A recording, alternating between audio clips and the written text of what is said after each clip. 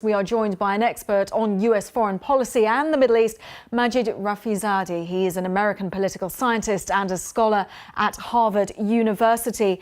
The fact that once again the United States is engaged militarily in Iraq, does that mean that US foreign policy has failed?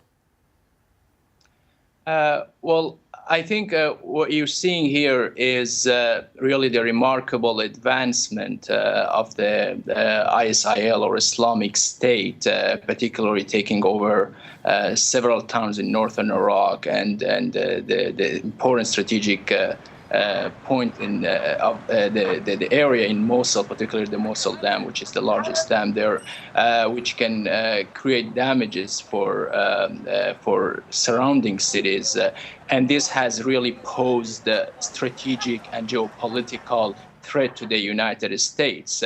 I think back to your question, United States has definitely failed to diplomatically push the government of Maliki to allow some kind of power-sharing government, an inclusive government, and to remove the corruption and the authoritarianism in the states. And I think that was the underlying reason behind this sectarian civil war. But the United States were meant to leave behind a strong Iraqi army, and it's obvious that they cannot cope with these ISIS, Islamic State militants.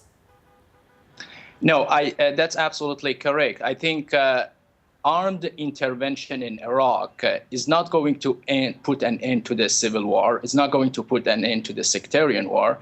And it's not going to put an end to this atrocity that we are witnessing. In fact, I think the armed intervention, the military intervention from the United States is going to lead probably to more full-fledged civil war for several reasons. First of all, the United States is now taking side with the Shiite government of Iraq.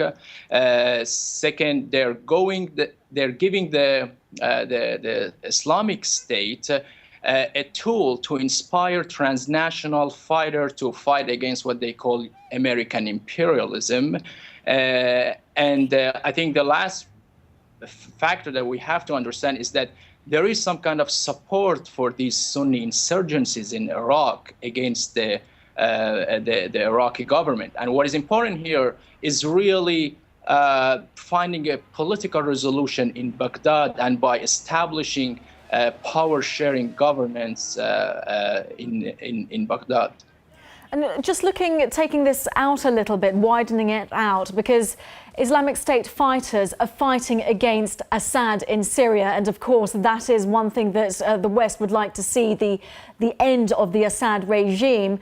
We're in a very, very complicated scenario here.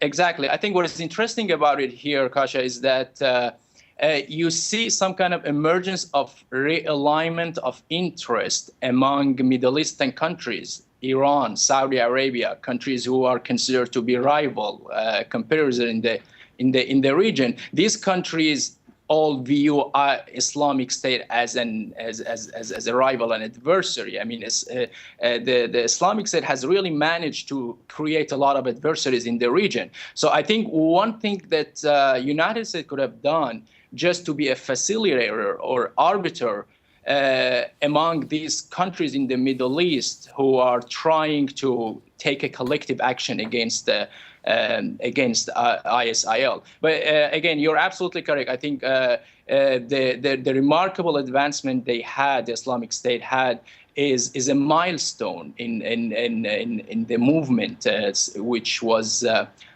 started after the US-led invasion of Iraq in 2003. OK, I figure we'll be speaking to you yet again on this. This won't end here. But for the time being, Majid Rafizadeh from Harvard University, thank you very much for sharing your thoughts. And of course, we'll continue to monitor that situation for you.